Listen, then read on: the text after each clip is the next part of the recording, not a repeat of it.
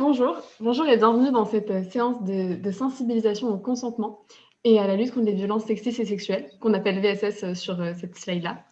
Du coup, nous, on est la Feminist Union de Sciences Po, au campus de Menton, et on a créé ce concept de Consent Talks, donc de séances de sensibilisation et de conférences sur le consentement, avec l'association Nous Toutes 06, qui est une antenne locale de l'association nationale et collective que vous devez connaître, qui est Nous Toutes. Et aujourd'hui, cette conférence a été rendue possible avec l'aide de Cap Jeunesse, qui est le bureau information jeunesse de Nice-Côte d'Azur. Donc, rapidement, nous, ces Consent Talks, on les avait lancés au début dans notre université pour commencer à sensibiliser les étudiants au consentement, que ce soit sur campus, en soirée, dans la vie de tous les jours, ce genre de choses. Et on a fait évoluer notre format, on l'a enrichi au cours du temps et on l'a ouvert au lycée, au collège et aux associations. Donc aujourd'hui, c'est un format qu'on utilise dans les lycées et on pense que c'est un peu le format le plus pertinent pour parler aux jeunes en général. Et voilà, je vais laisser Cap Jeunesse se présenter rapidement. Juste moi, c'est Elsa Goffo et je vais présenter avec Eulalie et Malka ici présentes. Voilà. Merci beaucoup Elsa. Bonjour à tous. Donc, je représente Cap Jeunesse Côte d'Azur et le bureau information jeunesse de Nice. Je suis Michèle Vella. Qu'est-ce qu'une structure information jeunesse? Mystère. C'est une structure qui informe particulièrement les jeunes de 15 à 30 ans, mais après, on est ouvert à tout public. Sur toutes les thématiques qui peuvent les intéresser, que ce soit les métiers, la formation, l'emploi, le logement, la mobilité internationale, avec des services gratuits que l'on offre, un accès Internet, des permanences de professionnels, une sophrologue coach qui est également disponible dans nos locaux. Nous sommes situés au 6 avenue Félix Faure, pour ceux qui sont de Nice, c'est à proximité du lycée Masséna et face à la Coulée Verte, donc très facile d'accès par le tramway. Nous sommes présents sur l'ensemble des réseaux sociaux, Facebook, Instagram, Twitter, LinkedIn. On a un site internet qui est très bien alimenté par Cécile, qui est en back-office et qui s'occupe là ce soir de la plateforme Zoom. Et nous avons également une chaîne YouTube sur laquelle il y a de nombreuses émissions qu'on a déjà faites. Et sans dire de bêtises, je pense que celle de ce soir sera également hébergée sur la chaîne YouTube de Cap Jeunesse Côte d'Azur. Donc, n'hésitez pas à aller jeter un petit coup d'œil. Voilà, donc on remercie bien évidemment l'association Feminist Union de Sciences Po Menton, et également Nous Toutes 06. Et particulièrement Elsa, parce que du coup, elle est actuellement en stage à Cap Jeunesse Côte d'Azur. Voilà, donc, et puis toute l'équipe, bien entendu. Et en fait, c'est l'histoire de ce personnage. Je souhaite, peut-être qu'il faudrait couper les micros pour, voilà, merci. Je souhaite donc du coup un bon constant, enfin une belle émission, on va dire. Et n'hésitez pas à poser les questions que vous voulez dans le chat. Voilà, c'est à vous, mesdames. Merci. Merci beaucoup. Du coup, rapidement avant de commencer, un petit point en info. Aujourd'hui, on va parler explicitement de plein de choses qui se rapportent aux agressions sexuelles, aux violences sexuelles et même aux viols. Du coup, pour toute personne qui se sentirait à n'importe quel moment mal à l'aise pendant la conférence, bien entendu, vous êtes libre de quitter la conférence, couper vos caméras, revenir quand vous voulez. Et voilà, et c'est un avertissement qui vaut aussi pour les témoignages qu'on va faire pendant la conférence. Voilà. Pas changer les slides. Alors, ok, donc du coup, pourquoi on fait cette conférence aujourd'hui? Tout d'abord parce qu'on est toutes et toutes concernées par les questions de consentement et par les questions de violence sexiste et sexuelle, que ce soit nous, notre entourage, notre famille, quoi que ce soit. Donc, on a considéré quand on a lancé ce concept que c'était hyper important qu'on l'ouvre à tout le monde parce que c'est important que tout le monde soit au courant de ce genre de problématiques. Donc, nous, ça rentre dans notre démarche d'association féministe et on va définir le féminisme comme la lutte pour atteindre l'égalité entre les hommes et les femmes et toutes autres minorités de genre. Et du coup, la lutte contre les violences sexuelles et la sensibilisation rentrent dans cette démarche féministe de vouloir atteindre l'égalité entre hommes et femmes.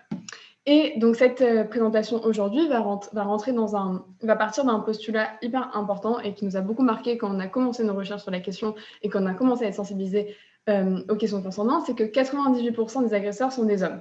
Donc du coup, ici, on ne va pas dire que tous les hommes sont des violeurs ou que toutes les femmes sont des victimes. Bien entendu, ce n'est pas du tout notre propos aujourd'hui. et même en général. Et du coup, la question ici, c'est juste de vous dire que cette présentation est comprise dans ce prisme-là. Et on va surtout parler de relations hétérosexuelles pour ces mêmes raisons. Donc rapidement, un petit point sur la table des matières. Aujourd'hui, on va parler déjà de consentement, définir le consentement, comment il est défini dans la loi et comment la loi vient punir les agressions sexistes et sexuelles. Ensuite, on va parler des clichés du viol et dire ce que c'est vraiment une agression sexuelle et en montrer la complexité. Ensuite, on va s'attarder, on va se pencher rapidement sur le lien entre la contraception et le consentement. Et ensuite, on va parler des mécanismes de violence, savoir comment se faire aider et aider son entourage. Et enfin, s'appuyer sur le cyberharcèlement et la question du revenge porn. Donc, du coup, notre présentation, comme vous avez dit, on l'a fait dans les lycées, dans les collèges, dans les universités. Et du coup, on cible principalement les jeunes parce que 17 ans, et peut-être que certains d'entre vous ici dans cette pièce ont 17 ans, donc c'est l'âge d'entrée dans la sexualité. Et c'est hyper important d'être au courant de toutes les questions qui se rapprochent du consentement pour être en sécurité, tout simplement. Et sensibiliser son entourage. Et il faut savoir qu'à l'entrée dans la sexualité, 11% des femmes déclarent avoir cédé au premier rapport. Donc, c'est une statistique qui nous a pas mal marqué et c'est pour ça aujourd'hui qu'on fait cette présentation. Et par rapport à la question du cyberharcèlement et du revenge porn, et on va se pencher là-dessus beaucoup plus à la fin de notre présentation, il faut savoir que 17% des filles âgées de 12 à 15 ans ont déjà été confrontées à des cyberviolences à caractère sexuel. Et avec le confinement, les différents confinements depuis un an, les violences sur Internet ont beaucoup augmenté, donc c'est quelque chose qu'on veut aborder aujourd'hui. Voilà, donc je vais laisser la parole à Malka. Donc, du coup, bonjour à tous et à toutes. Donc là, comme vous venez de le voir avec ces chiffres-là, en fait, nous, notre but, c'est de lutter contre un phénomène qui est un phénomène systémique, qui arrive malheureusement dans énormément de cas. Et du coup, c'est pour ça qu'on est là aujourd'hui, c'est pour ça qu'on vous donne ces chiffres un peu impressionnants, comme le premier chiffre du début, 98% des agresseurs sont des hommes. C'est pour vous montrer que c'est vraiment des phénomènes qui sont récurrents dans notre vie de tous les jours, bien sûr qui s'adaptent à tout type de relations, homosexuelles, hétérosexuelles ou autres, évidemment. Et donc, en fait, tous ces mécanismes-là de violence dont on va vous parler aujourd'hui, vous pouvez vraiment les associer à toute situation dans votre vie. Bien sûr, nous, aujourd'hui, on va parler dans le cadre de relations sexuelles, mais vous pouvez vraiment les appliquer à toute autre relation humaine, peu importe dans quel domaine on parle. Et donc là, je vais commencer en vous parlant du consentement. Et bien sûr, la notion de consentement, elle est à prendre ici, là, dans le domaine des relations sexuelles, mais aussi dans tous les autres pans de notre vie. Par contre, je ne vois plus le partage d'écran. Je ne sais pas si c'est normal. Moi non plus. D'accord. Mais c'est pas grave. Ne quittez pas. Donc, quand on parle du consentement, c'est un terme que nous, on aimerait bien définir avec vous aujourd'hui parce que c'est un terme qu'on ne retrouve pas dans la loi française. C'est un terme dont on parle souvent, qui est un sujet. On sait qu'on doit faire que des choses qu'on consent de faire, mais concrètement, on n'a jamais une définition concrète. Et donc, concrètement, on ne sait jamais trop comment mettre des mots dessus. Donc là, l'idée pour introduire cette formation-là, ça va être de vous proposer, nous, notre définition qu'on a essayé de construire tout au long de l'année du consentement. Bien sûr, c'est une définition qui est variable, que vous pouvez trouver pas ça forcément intéressant, vous pouvez avoir d'autres idées à ajouter. Vraiment, n'hésitez pas à réagir en commentaire parce que ça peut être hyper intéressant. Donc, on va commencer, même s'il n'y a pas de PowerPoint, je pense que c'est pas grave, vous écoutez. Donc, n'hésitez pas à poser vos questions. D'abord, le consentement, on lui a donné 4 grands critères pour essayer de le définir de la manière la plus précise possible. Le premier critère, c'est que le consentement doit être volontaire. Ça veut dire que céder face à l'insistance, face à la pression, face au chantage affectif, ce n'est pas consentir. Ça, c'est hyper important, c'est-à-dire que, par exemple, dans une relation où il y aurait un rapport de domination, par exemple dans un couple où un partenaire aurait l'emprise sur l'autre, ou aurait une force sur l'autre, ou exercerait un pouvoir là indirect, si jamais la personne, par exemple, allez, s'il te plaît, je veux vraiment qu'on se voit, je veux vraiment qu'on s'embrasse, s'il te plaît, et si ça c'est récurrent, et s'il y a ce phénomène-là vraiment de persistance continue, et donc ça met l'autre personne dans une position de vulnérabilité qui n'ose pas dire non, et bien là, ce n'est pas du consentement, donc c'est important de prendre ces critères-là en compte. Ensuite, le consentement, il doit être clair. Ça veut dire que clair dans le sens où on doit le comprendre, et ça, c'est pour vous dire que le mot non, n'est pas le seul déterminant du consentement. Ça, c'est vraiment très important parce que souvent, on entend des témoignages de personnes qui vont nous dire oui, alors j'étais avec cette fille et puis on a eu une relation sexuelle et puis mais elle disait rien, donc moi j'ai continué, mais elle m'a jamais dit non, du coup comment je sais qu'elle n'était pas consentante?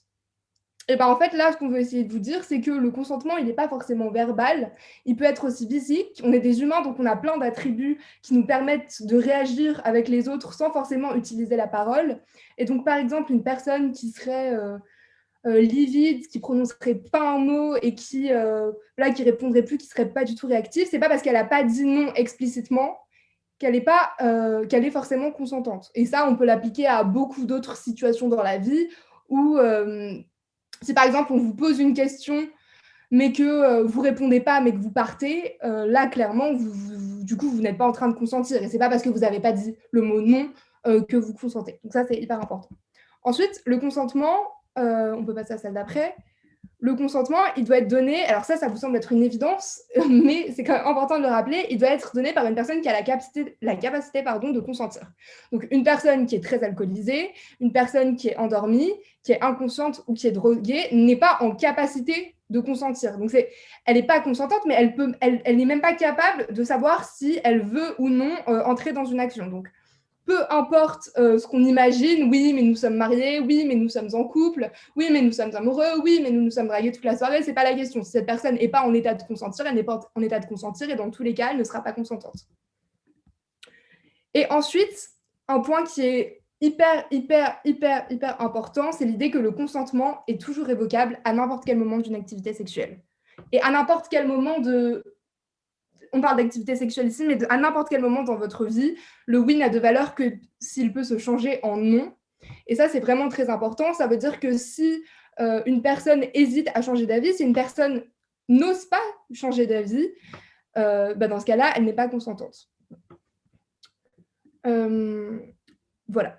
Donc ça, c'est un peu nos critères les plus importants pour définir le consentement. Donc maintenant, une fois qu'on a cette idée-là du consentement, c'est important d'essayer de comprendre concrètement dans la vie quand est-ce qu'il n'est pas respecté et comment est-ce que ça se répercute dans la loi.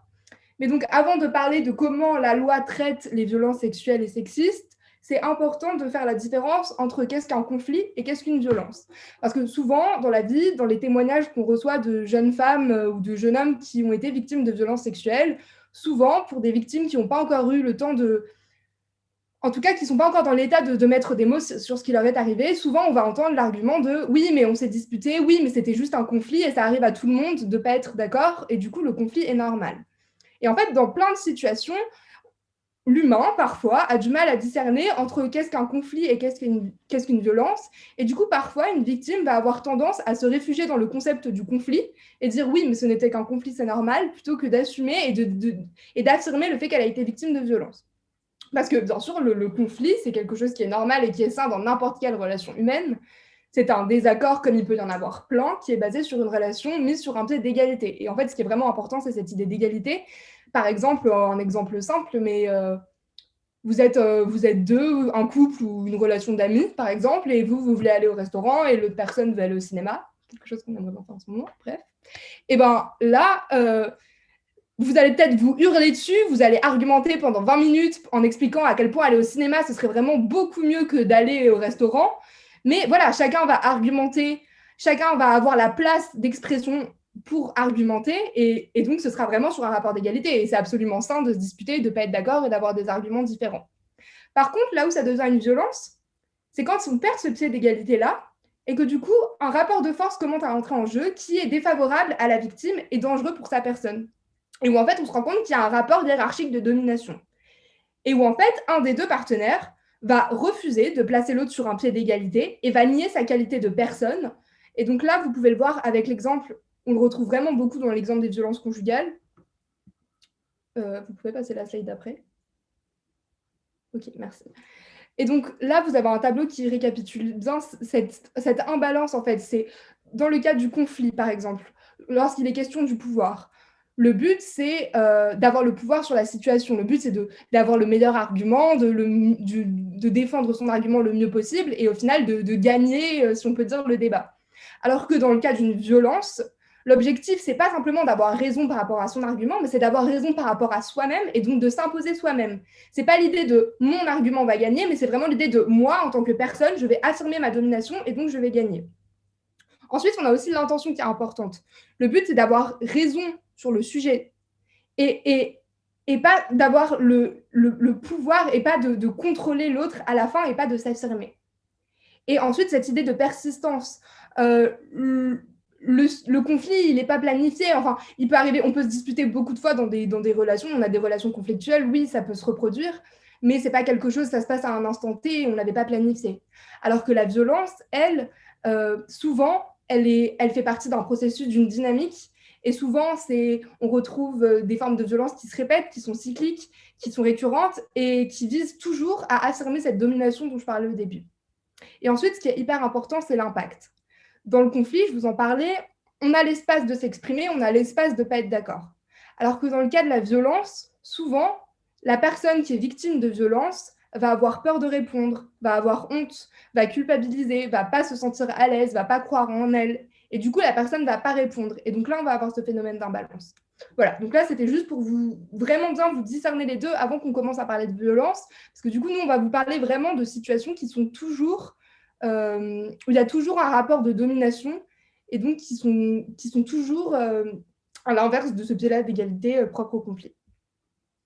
Ensuite, là, ce qui est hyper important pour nous, pour introduire cette présentation, c'est de vous parler de la loi française. Parce que souvent, en tout cas nous, à 20 ans, quand on a commencé à nous parler de violences sexuelles, on ne savait pas du tout comment c'était défini, on ne savait pas du tout que la loi parfois était là. Et alors là, on n'est pas du tout pour vous dire que... Enfin, le but, c'est pas de dire que la loi est parfaite, que bien sûr, on sait que surtout dans les cas de violences sexuelles, c'est extrêmement dur à prouver, les procédures sont hyper longues, hyper compliquées, et malheureusement, c'est un système qui n'est pas encore adapté à toutes ces évolutions aujourd'hui et qui met du temps à s'adapter. Mais le but ici, c'est de vraiment vous donner les outils pour que vous ayez toutes ces définitions-là extrêmement importantes. Et parce que c'est hyper important quand on est victime ou quand on est proche, quand on est de la famille, quand on est des amis, d'arriver à mettre des mots précis sur un mal-être et sur une forme de violence dont on a été victime. Et du coup, nous, notre but ici, c'est de vraiment vous donner ces définitions essentielles pour pouvoir qualifier des choses dont on a parfois l'impression, dont on est victime, mais qui nous tombent un peu dessus et on n'arrive pas trop à les qualifier. Donc, le but, c'est de rendre vraiment tout ça très concret. Donc là, vous avez la pyramide des lois en France, donc qui va de la contravention au crime. On va se focaliser sur 4. Tu peux passer. D'abord, on a l'outrage sexiste. Alors, l'outrage sexiste, vous avez 1 an pour porter plainte. C'est l'idée d'imposer à une personne des propos ou des comportements à connotation sexuelle ou sexiste, dans le but de porter atteinte à la dignité. C'est une situation intimidante, hostile ou offensante. L'outrage sexiste, malheureusement, surtout quand on est une femme, on l'a beaucoup, on le connaît énormément. Ça va du regard trop insistant dans le bus, du sifflement dans la rue. Enfin, voilà, je pense que tout le monde a compris de quoi je parle. Et donc ça, c'est puni de 750 € de contravention. Évidemment, c'est hyper compliqué de porter plainte pour outrage sexiste parce que c'est compliqué à prouver, parce que souvent, ça arrive à un instant T et puis on ne reconnaît pas la personne, on ne sait pas qui elle est. Mais c'est quand même important de savoir que ce n'est pas une injustice qui nous tombe dessus et que c'est une injustice qui est réellement punie par la loi. Ensuite, on va monter en grade et on passe au délit avec le harcèlement sexuel. Le harcèlement sexuel, vous avez 6 ans, il y a un délai de 6 ans de prescription. Donc, vous avez 6 ans pour porter plainte à partir du moment où vous avez été victime de la dernière forme de harcèlement. Le harcèlement sexuel, c'est l'idée d'imposer à une personne, de manière répétée, des propos ou comportements à connotation sexuelle et sexiste, et donc pour porter atteinte à la dignité. C'est une situation intimidante, hostile ou offensante. Et ce qui est hyper important, c'est que la justice est quand même encore plus précise que ça et explique que ça peut être aussi quelque chose qui n'est pas répété. Toute forme de pression grave, même non répétée, dans le but réel ou apparent d'obtenir un acte sexuel. Donc vous avez d'un côté imposé à une personne de manière répétée des propos ou des comportements à connotation sexuelle, mais si jamais il y a une forme de pression grave, par exemple un rapport hiérarchique, donc par exemple un professeur qui dirait à son élève « Viens me voir à la fin du cours, je te donnerai une bonne note si tu me fais plaisir », par exemple ce propos-là, il est qualifié par la loi française de harcèlement sexuel parce que c'est une forme de pression grave, parce qu'on a là un rapport hiérarchique. Et donc, le harcèlement sexuel est puni de 2 ans d'emprisonnement et de 30 000 € d'amende. Bien sûr, toutes les peines que je vous mets là, c'est les peines maximales. Ensuite, on a l'agression sexuelle.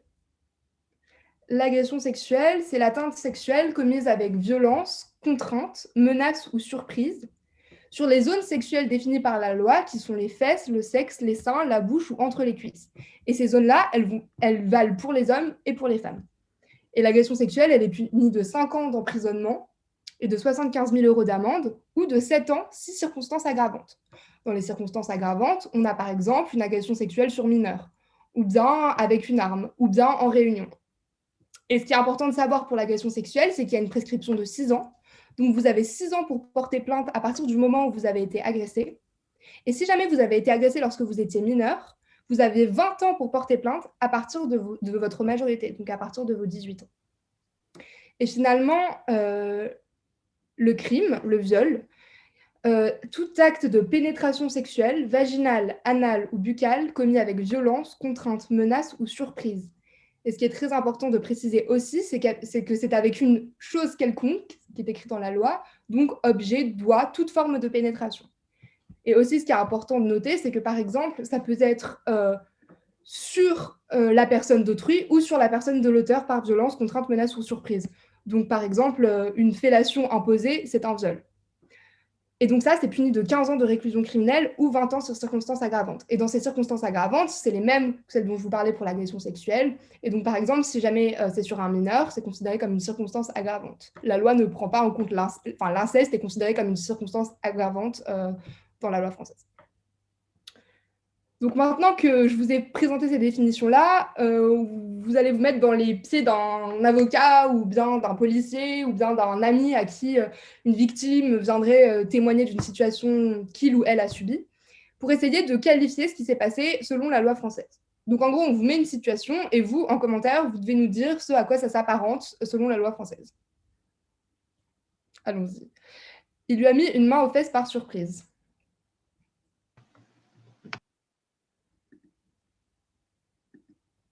Vous pouvez répondre si vous voulez. Ou sinon, vous pouvez ouvrir votre micro. Agression sexuelle. Et donc là, pourquoi est-ce que c'est une agression sexuelle? Oui, c'est bien ça. Déjà parce qu'on a l'idée de une main sur les fesses, donc les fesses qui sont considérées comme zone sexuelle par le code pénal. Et ensuite, par surprise, donc on a cette notion de surprise, donc la personne ne peut pas être consentante parce qu'elle a été prise par surprise, c'est donc une agression sexuelle. Ensuite, lundi, dis donc, ce décolleté, c'est une invitation. Mardi, t'as l'air crevé, ça a dû donner cette nuit. Mercredi, sympa cette jupe, je dois le prendre ça comment? C'est toujours très charmant. Harcèlement. Oui, donc là, c'est du harcèlement sexuel. C'est important de noter que le harcèlement sexuel, ça peut être que des propos, c'est pas forcément des actions. Et donc là, on a cette idée de répétition, lundi, mardi, mercredi, toujours à connotation sexuelle et toujours dans le but d'offenser et d'intimider. Est-ce qu'on peut passer à la slide suivante? Il l'a traité de sale pute sur Facebook.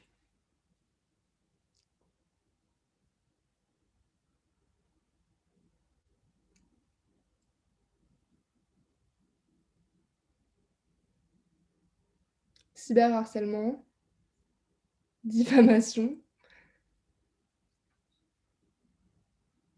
Alors là, en fait, c'est de l'injure publique sexiste. C'est pas du harcèlement, parce que c'est pas une pression assez grave pour que ça soit considéré comme du harcèlement qui aurait lieu une seule fois, et c'est pas non plus répété. Mais c'est une injure publique, comme un outrage, et c'est public parce que c'est sur Facebook, et du coup, c'est une injure publique sexiste. Son ex-petite amie lui a imposé une fellation.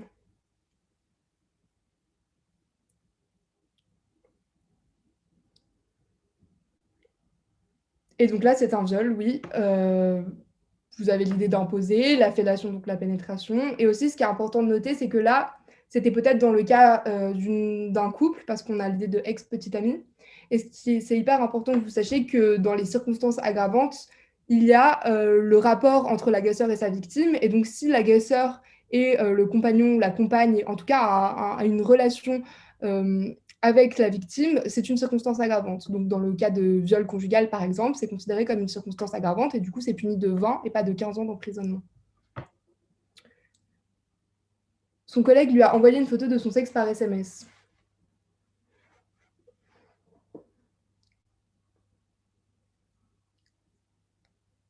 Et en fait, dans cet exemple-là, c'est l'exemple du harcèlement sexuel qui n'est pas répété. Parce qu'on a le rapport de travail entre la victime et le collègue, et parce que même si ça a lieu une seule fois, c'est considéré assez violent pour être associé à du harcèlement sexuel. Et là, elle l'a invité à boire un verre, et puis si affinité, elle a accepté. Bon, ça, en gros, c'est un peu la blague du quiz. Mais en gros, c'est pour vous dire que juste, le but, c'est pas de traumatiser tout le monde ici ce soir, mais c'est de dire que le consentement existe aussi et qu'entre humains normaux, enfin voilà, on peut se parler, se dire des choses, boire des verres ou pas. Bref, passons. Que faire suite à une agression? Donc, là, on est toujours sur notre plan légal. Et donc, du coup, c'est la partie, si jamais la victime a envie de porter plainte. Le but, c'est pas du tout de mettre la pression sur les gens pour leur dire qu'il faut absolument porter plainte, mais c'est de dire que si jamais vous avez besoin ou envie, voilà les démarches à suivre. Déjà, avant de porter plainte, ou si on n'en a pas forcément envie, on vous donne 2 numéros qui sont hyper importants, que vous devriez noter maintenant, qui sont le 0800 05 95 SOS Viol, ou bien le 3919, qui sont des lignes d'écoute qui sont malheureusement pas disponibles 24 heures sur 24, mais qui sont ouvertes de 9 heures à 20 heures en semaine, et le week-end de 9 heures à 18 heures, et où en fait vous pouvez appeler à n'importe quel moment du coup pendant ces heures-là. C'est des professionnels de santé, c'est des avocats, c'est des psychologues, c'est des gens qui sont formés aux violences sexuelles toute la journée, et donc c'est leur métier. Et donc parfois on ne sait pas quoi faire, on ne sait pas vers qui se tourner. Ces 2 numéros-là peuvent être des très bonnes ressources pour vous orienter, pour vous dire les démarches à suivre si vous voulez porter plainte ou bien quel médecin aller voir. Voilà, c'est hyper important d'avoir ces 2 numéros-là, même si ce n'est pas pour vous. Si jamais un jour vous avez quelqu'un de votre entourage qui vient vous voir et qui a besoin d'aide et que vous ne savez pas trop comment l'orienter, c'est hyper important d'avoir ces 2 numéros-là, ils pourront vous être vraiment très utiles. Ensuite, il y a l'idée de contacter un proche, une personne de confiance. Ça c'est assez évident, mais parfois, lorsqu'on est jeune, ou même lorsqu'on n'est pas forcément si jeune que ça, on a une vie, on a nos problèmes, et parfois, on ne peut pas jouer le justicier. Parfois, c'est compliqué de prendre le mal-être de quelqu'un pour soi, parce que on n'est pas qualifié, on n'est pas médecin. Si un ami vient nous raconter son traumatisme, parfois, on ne sait pas comment l'aider, et c'est absolument normal. Et quand on est mineur, c'est même pas notre responsabilité. Donc, c'est vraiment important de penser à soi aussi, et d'être capable de déléguer cette charge-là mentale qui est très importante, et donc d'être capable d'aller en parler à des gens que vous connaissez, des adultes qui seront capables de vous aider. Et donc, dans le cas où vous voulez porter plainte, c'est hyper important de se rendre au commissariat au moment même, juste après l'agression, sans se laver ni se changer si on a été victime d'un viol ou même d'une agression sexuelle, parce qu'en fait, sur votre corps, on va pouvoir trouver des traces de votre agresseur, de l'ADN dans vos ongles, dans vos cheveux, dans vos habits. Et donc, c'est vraiment très important. C'est très dur quand on a été victime de devoir y aller comme ça sans se laver, mais c'est vraiment important si vous voulez avoir le plus de preuves possible. Ensuite, un élément qui est hyper important, c'est que le commissariat est obligé d'enregistrer votre plainte. Ils en ont l'obligation. On ne peut pas vous dire « Ah non, mais désolé, votre plainte n'est pas assez, on n'a pas assez d'éléments, ou bien ça ne veut rien dire, du coup, juste poser une main courante, on n'a pas le droit de vous dire ça. » Et donc là, ça nous mène à l'autre slide, Elsa. Ça, c'est l'article 15.3 du Code pénal. La police est obligée de recevoir les plaintes de victimes d'infractions à la loi pénale, peu importe là où la plainte est déposée, même si le commissariat vous explique qu'il n'est pas territorialement compétent. C'est faux. Le commissariat est obligé de prendre plainte, peu importe la nature de la plainte. Ça peut être une plainte absolument absurde, comme je me suis fait attaquer par un moineau. Ce sera absolument aussi légitime que je viens de me faire agresser dans la rue. Et ça, c'est vraiment très important parce que encore aujourd'hui, et vraiment la semaine dernière, on a des jeunes filles et des jeunes femmes qui viennent nous raconter que leurs plaintes ne sont pas prises et qu'on les force à poser des mains courantes. Je vais vous expliquer ensuite qu'est-ce qu'une main courante. Mais donc, c'est vraiment très important de savoir que c'est votre droit, de savoir qu'il y a cet article-là. Et donc, si dans le cas où la police, le commissariat ne veut pas prendre votre plainte, vous pouvez rédiger une lettre au procureur de la République. Vous trouvez des formats sur Internet déjà tout faits pour expliquer que le commissariat n'a pas voulu prendre votre plainte et du coup porter plainte directement au procureur. Ou bien, vous pouvez imprimer l'article 15.3 du Code pénal et revenir au commissariat et leur montrer. Ou bien, on vous conseille de changer de commissariat et d'essayer de tomber sur des gens un peu plus sensés. Mais voilà, ça ne devrait pas arriver et il ne faut pas laisser tomber lorsqu'on nous a dit non au commissariat et malheureusement, ça arrive de plus en plus. Et d'ailleurs, il y a une enquête de Nous Toutes là, qui vient de sortir hier qui montre à quel point ça arrive à vraiment beaucoup de femmes et surtout à des femmes victimes de violences sexuelles. Et aussi, bien sûr, si jamais vous êtes mineur, vous avez le droit de porter plainte. En vous rendant au commissariat, vous n'avez pas besoin d'être accompagné. Et vous pouvez aussi écrire directement au procureur de la République. Et ça, vous avez des modèles à trouver très facilement sur Internet. Et donc, vous pouvez porter plainte pour informer la justice de l'infraction et engager une procédure qui va aboutir ou pas, et pour sanctionner ou pas pénalement l'auteur des faits. Et donc, là, on vous rappelle les délais de prescription. Et bien, ou bien, si vous n'avez pas envie de porter plainte, vous pouvez déposer une main courante, qui est l'idée de déclarer des faits que vous avez subis ou dont vous êtes témoin sans porter plainte. Et donc ça, c'est au commissariat ou à la gendarmerie. Ça peut être utile si jamais vous n'avez pas envie d'engager une poursuite contre votre agresseur, mais que vous avez quand même envie que son nom soit enregistré dans les services de police au cas où il y aurait d'autres victimes ou au cas où ça se reproduise ou au cas où vous voudriez porter plainte plus tard. C'est important de savoir qu'il y a cette possibilité-là. Par contre, au commissariat, on n'a pas le droit de vous dire « oui, mais votre plainte n'est pas suffisante, on ne prend qu'une main courante ». On est obligé de prendre votre plainte si jamais vous voulez que ce soit une plainte et pas une main courante. Voilà pour la partie légale. Du coup, on va passer à la deuxième partie. Donc, ça consiste en déconstruire les clichés du viol pour un peu parler de la réalité de l'agression. Vas-y, Elsa, continue.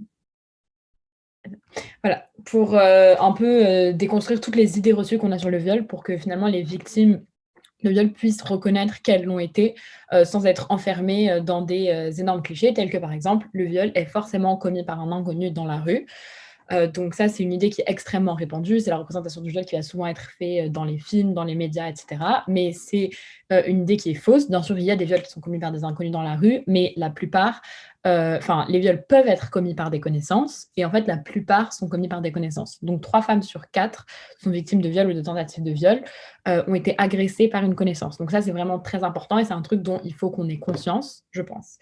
Il y a une autre statistique qui dit que 67% des viols ont été commis au domicile de la victime ou de l'agresseur. Donc encore une fois, ça montre bien que la majorité des viols ne sont pas commises dans un parking sombre, dans un coin, avec un gars qui va nous sauter dessus, un inconnu, quelqu'un qu'on n'a jamais vu. La majorité des viols, ça va être par exemple dans le cadre d'un couple ou pas, mais en intérieur, chez la personne. Voilà, donc ça c'est vraiment important. Ensuite, c'est important aussi de se rendre compte que les mineurs sont particulièrement touchés. Donc, il y a 1 femme sur 7 qui est victime de viol dans le couple et qui l'a été avant 18 ans. Donc, encore une fois, c'est cette idée un peu de viol conjugal, même si c'est dans le cas d'un couple non marié, mais c'est cette idée vraiment de viol alors qu'il y a une relation de couple. Et comme on a parlé Malka avant, c'est une circonstance aggravante lorsqu'on porte plainte. Du coup, là, on va vous montrer 2 extraits d'un documentaire qu'on vous conseille vraiment de regarder qui s'appelle Sexe sans consentement. Et du coup, c'est 2 extraits de femmes qui témoignent de leur expérience.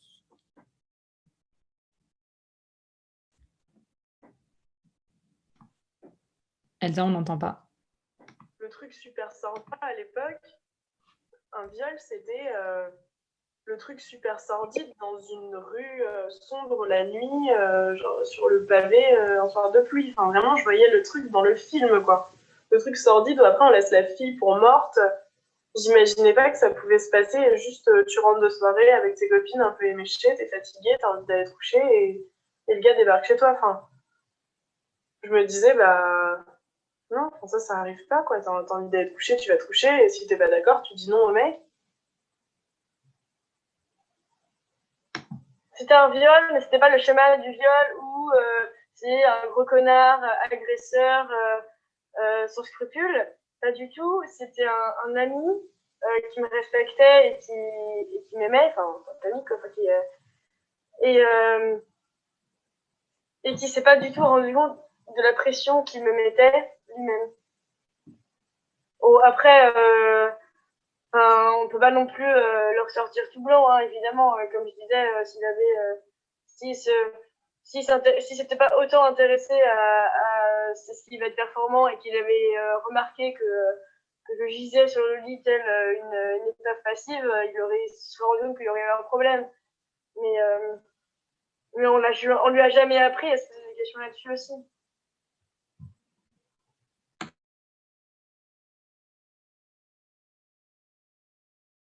Du coup, le deuxième point qu'on va aborder ici, donc c'est cette idée reçue que le viol est un acte physiquement violent qui va forcément laisser des traces. C'est-à-dire que ça va être une violence qui va être palpable, quoi. Enfin, une violence qu'on peut voir.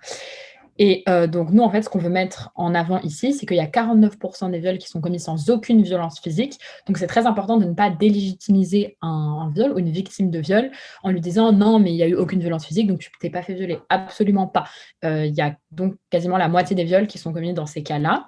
Et ça s'explique scientifiquement, en fait, parce que on peut aussi, souvent, il y a cette idée vraiment que si jamais la victime, on lui dit mais pourquoi est-ce que tu t'es pas débattu? Pourquoi est-ce que tu n'as pas essayé d'empêcher cette situation? Et donc, il y a un phénomène qui est scientifique, qui s'appelle le phénomène de paralysie et de tétanie de la victime, qui va être dans l'impossibilité de réagir au moment du viol, parce qu'il y a un phénomène de dissociation. Donc, en fait, la victime assiste à son propre viol comme si ce n'était pas elle-même, donc elle assiste de l'extérieur, et elle n'est pas capable de bouger, elle est capable de faire absolument rien, mais ce n'est pas parce qu'elle est passive et qu'elle ne bouge pas que celle-ci ou que celui-ci va être consentante ou consentant.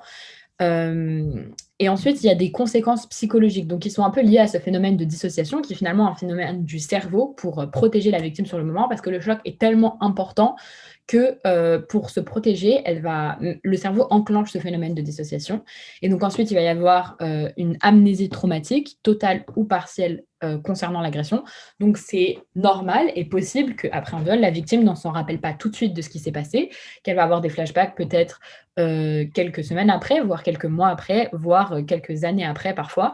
Et donc, encore une fois, vraiment, c'est important de ne pas délégitimiser une victime parce que celle-ci ne va pas se rappeler exactement de ce qui s'est passé ou va s'en rappeler très longtemps après, de lui dire « mais pourtant, tu t'en rappelais pas comme ça, pourquoi d'un coup ça te vient à l'esprit ?» Encore une fois, c'est un mécanisme du cerveau pour protéger et c'est quelque chose qui arrive quand on traverse un trauma et donc c'est quelque chose qui arrive dans le cas du viol aussi. Donc, c'est la mémoire traumatique et des triggers, c'est-à-dire qu'il y a certaines choses dans notre environnement qui vont d'un coup nous rappeler un événement traumatique. Et donc, les autres conséquences psychologiques qu'il y a juste après un viol, ça peut être la confusion, la baisse de l'estime de soi, un sentiment de honte ou de saleté, parce que en fait, même si le cerveau n'a pas encore processé l'information, le corps a été choqué et a été traumatisé. Donc parfois, en fait, c'est des symptômes physiques qu'il va y avoir avant qu'on se rende compte et que le cerveau prenne conscience qu'il y a eu un viol. Donc un sentiment de saleté, l'anxiété, du stress post-traumatique, de l'hypervigilance, de la dépression, des troubles obsessionnels du comportement. Il peut y avoir aussi des troubles alimentaires. Donc voilà, donc ça, c'est toutes les conséquences qu'on va observer directement après, en fait, qui sont un peu des drapeaux rouges où il faut se dire que si notre corps essaie peut-être de nous faire passer un message. Tu peux passer la slide, Elsa. Donc là, on va voir un autre extrait, toujours du même documentaire. J'avais 17 ans. Je venais de passer mon BAFA. Et donc, tu sais, quand tu fais des soirées dans les maisons, tu dors un peu où tu peux, quoi. Donc, des fois, tu dors sur un canapé, sur un matelas. Et là, il se trouve qu'il y avait un lit de place dans une alcôve. Et donc, je me suis couchée là. Et il y avait un autre gars qui s'est couché là. Je suis allongée dans ce lit, donc je dors. Hein. Je suis dans le lit pour dormir. Lui, il est dans le lit pour dormir aussi, en théorie. Donc, je suis allongée là. Et donc là, le mec se rapproche de moi. Il met sa main dans ma culotte, en fait. Je suis allongée sur le dos et là, je ne peux pas bouger. Je ne bouge pas, je dis rien, je fais rien. Le mec, il a sa main là, contre mon sexe et il ne se passe rien du tout, quoi. J'étais comme paralysée, en fait, vraiment. Même pire que paralysée, je pense que j'étais tétanisée, quoi.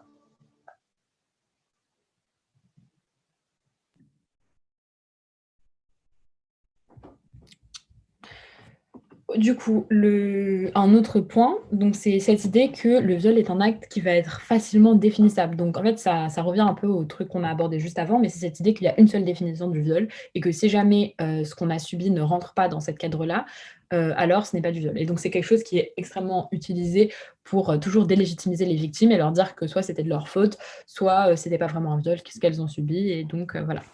Donc, c'est important de souligner que réaliser qu'on a été victime de violence, ça peut être extrêmement difficile.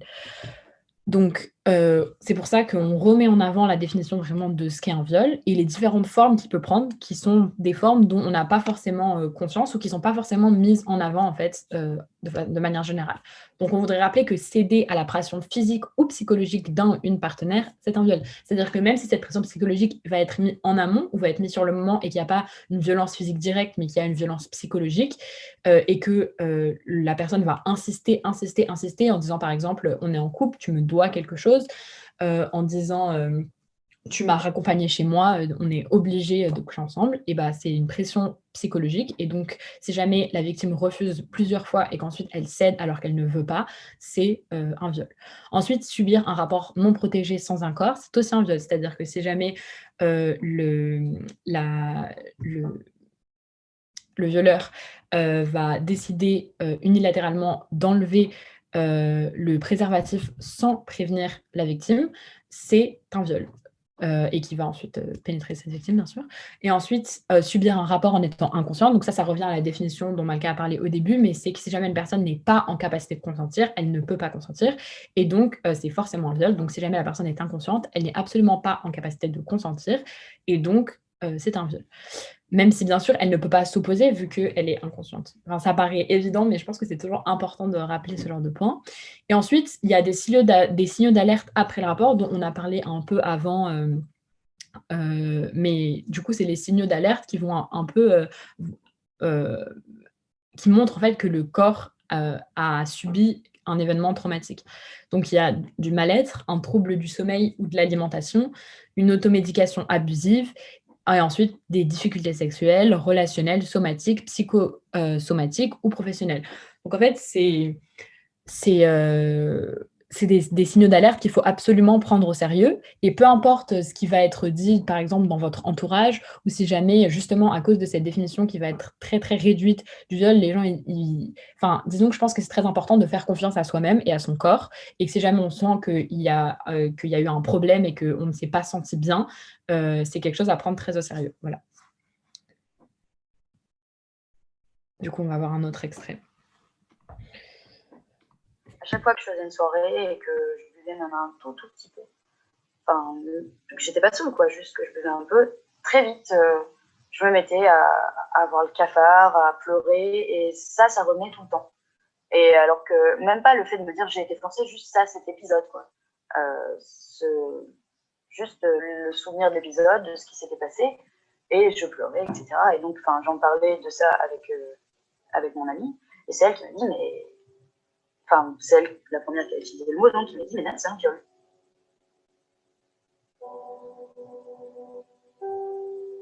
Je me dis, non, mais c'est pas un viol et tout. Et en fait, on en a parlé, elle m'a dit, mais si, regarde, voilà, t'as dit non, tu voulais pas, Enfin, voilà, tout ce que, en fait, je sais, mais que j'avais du mal à assimiler, quoi. Et je ne l'ai pas assimilé tout de suite, quand même, hein, j'ai mis quand même beaucoup de temps à l'assimiler, quoi.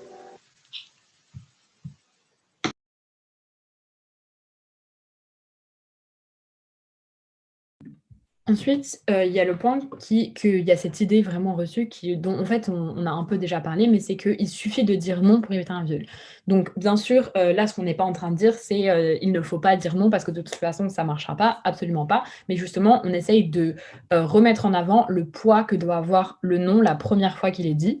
Donc, la réalité aujourd'hui, c'est que dire non n'est pas une solution magique pour éviter le viol parce que ce non est souvent pas respecté. Et donc, c'est un énorme problème qu'on met en avant. Donc, en France, il y a 22% des hommes et 17% des femmes qui considèrent que quand une femme dit non, elle veut dire oui. Donc ça, c'est vraiment un gros problème. Il y a aussi 21% des Français et des Françaises qui considèrent que quand une femme cède alors qu'on ne l'a pas vraiment forcée, il n'y a pas de viol. Alors qu'on la force, pardon. Et ensuite, il y a 27% des Français et des Françaises qui estiment que quand une femme ne réagit pas, on ne peut pas parler de violence sexuelle. Donc c'est vraiment cette idée que, premièrement, que lorsqu'une femme dit non, on considère qu'en fait, elle voulait dire oui, donc en fait, la femme n'a pas le droit de refuser.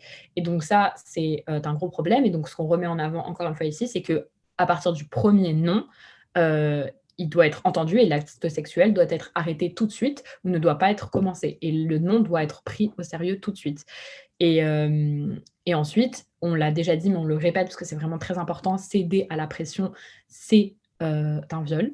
Donc, peu importe que cette pression soit mise en amont, sur le moment, qu'elle soit physique ou pas, c'est un viol. Et ensuite, quand une femme ne réagit pas, donc quand une femme est passive, ça ne veut absolument pas dire qu'elle consent. Comme on a vu dans le témoignage au début où la fille explique qu'elle était passive et qu'elle ne réagissait pas et que son partenaire n'a pas compris que ça voulait dire qu'elle ne consentait pas. Mais c'est vraiment très important. Et donc, c'est important de rappeler qu'un acte sexuel, ça se fait à deux. Et donc, il doit y avoir une réciprocité. Et si on sent que la personne en face est complètement passive, c'est qu'il y a un problème, bien sûr.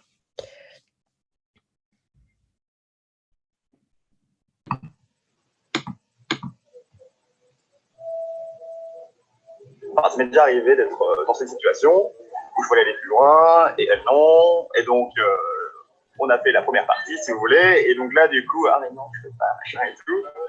Donc, je l'ai relancé et au petit matin, j'ai eu ce que je voulais, quoi. Donc voilà, c'est un peu un petit travail comme ça, mais en fait, j'aime bien les défis compliqués. Donc du coup, dès qu'on me dit non, ça me motive encore plus d'y aller. Mais après, tout le monde n'est pas comme ça. Il y en a certains, dès qu'on dit non, ils partent en courant. Moi, pour moi, le non, le suis, c'est limite pas excitant, mais ça me motive en tout cas. Ouais.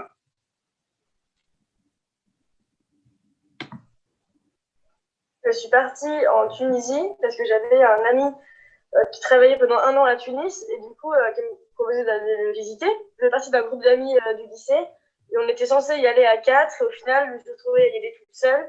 J'étais vraiment très reconnaissante en fait parce qu'il avait été très à l'écoute. C'était un super voyage. Enfin, c'est vraiment le meilleur ami qu'on puisse avoir à ce moment-là, quoi. C'était une super nuit. On était dans une maison d'hôtes et c'était en fait dans une grotte taillée dans la pierre, dans le désert. On s'est couché, on s'est dans le même lit. Alors, en fait, ce qu'il faut dire, c'est qu'en Tunisie, quand tu voyages avec un garçon et une fille, si t'es pas marié, enfin, je sais pas trop si c'est carrément marié, mais si t'es pas ensemble, c'est pas possible, en fait. Et on s'est endormi. Et là, j'ai senti sa main sur mon ventre et je dis non, très clairement, non, arrête, voilà, et tout. Et il a insisté, c'est bon, je suis ton ami, on se connaît depuis super longtemps, il n'y a pas de conséquences, on fout, on se prend pas la tête, on est en vacances. Voilà, fais pas chier, quoi, en gros. Enfin, c'est vraiment, c'est un peu pourquoi tu veux pas. En fait, le non ne suffit pas. Il faut expliquer. C'est pourquoi tu veux pas, t'as pas de raison de dire non, quoi. Il a beaucoup insisté, hein. Ça a duré combien de temps, à peu près? Je sais pas.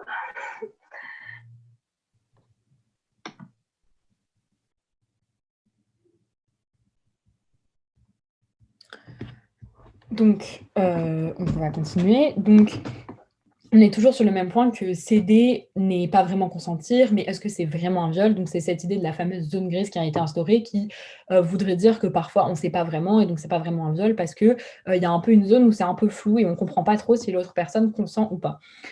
Donc, nous, on considère que ce concept de zone grise ne devrait pas exister. Et donc, on se base sur la définition de Nathalie Bageuse qui dit que consentir, c'est s'engager dans une relation ou des pratiques sexuelles lorsqu'on en a véritablement envie soi-même. Donc, c'est une définition très claire qui, finalement, montre que le consentement, pour bien le comprendre, il faut bien sûr communiquer pour que la personne en face comprenne les envies qu'on a, mais que la ligne, elle s'arrête à si jamais on n'a pas envie. Donc, si jamais on n'a pas envie, il n'y a pas consentement. Et donc, en fait, il n'y a pas une zone grise à avoir parce que c'est une limite qui est très claire. Mais même si cette définition et cette limite, elles semblent claires, on observe quand même qu'il y a des chiffres qui sont un peu alarmants. Donc, il y a 1 femme sur 6 qui déclare que son premier rapport n'était pas désiré. Il y a 7 femmes sur 10 qui déclarent avoir eu 1 ou plusieurs rapports sans en avoir envie. Donc, c'est une grosse majorité de femmes. Et il y a 2 femmes sur 3 qui déclarent avoir fait l'expérience d'un ou plusieurs partenaires d'actes sexuels non consentis. Donc, clairement, des viols. Donc, ça montre qu'il y a vraiment un très, très gros problème à ce niveau-là. Donc, on remet en avant ces points. Que désirer être marié avec, avoir dragué l'agresseur n'engage jamais la victime à avoir un rapport sexuel. Donc, peu importe ce que c'est. Si jamais, j'utilisais cet exemple tout à l'heure, mais si jamais on prend un verre avec un garçon, on s'embrasse et ensuite, on choisit d'accompagner cette personne chez lui et qu'ensuite, il dit que « Ah, mais bien sûr, là, tu m'as accompagné chez moi, on doit avoir un rapport sexuel, tu me dois ça, tu m'as dragué, etc. » Non. Et ce n'est jamais le cas. Et quand on est marié, c'est toujours pas le cas. Et quand on est en couple, ce n'est pas non plus le cas. Donc, on ne doit jamais de rapport sexuel à personne. Donc, le consentement est toujours révocable. Donc ça, c'est ce qu'a dit aussi Malka au début quand elle a défini, mais le non est valable que le oui est valable que si jamais il peut être transformé en non. Et donc, c'est vraiment cette idée qu'il n'y a aucune situation dans laquelle on va être obligé d'avoir une relation sexuelle. Et donc, un rapport sexuel sain n'inclut pas d'insistance, n'inclut pas de culpabilisation et de pression psychologique ou morale. Et donc ça, c'est très, très important.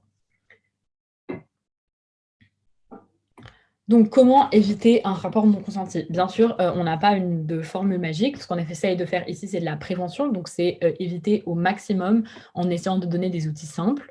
Donc déjà, c'est très important de ne jamais hésiter à dire non ou à exprimer ses limites. Et ça, c'est très important en fait d'avoir un dialogue avec son partenaire. Finalement, c'est très important de communiquer parce que comme c'est un acte qui se fait à deux ou à plusieurs, mais en tout cas, c'est un acte qui se fait, c'est un rapport humain, quoi. Et donc, la communication est vraiment essentielle. Et vraiment, cette idée de ne pas hésiter si jamais on ne veut pas à dire non, c'est aussi très important. Et bien sûr, c'est pas forcément facile, surtout quand on voit que le non, en particulier des filles, est très peu pris au sérieux. Mais c'est quelque chose qui est vraiment très important d'essayer de pouvoir verbaliser ou en tout cas faire comprendre à son partenaire quelles sont nos limites.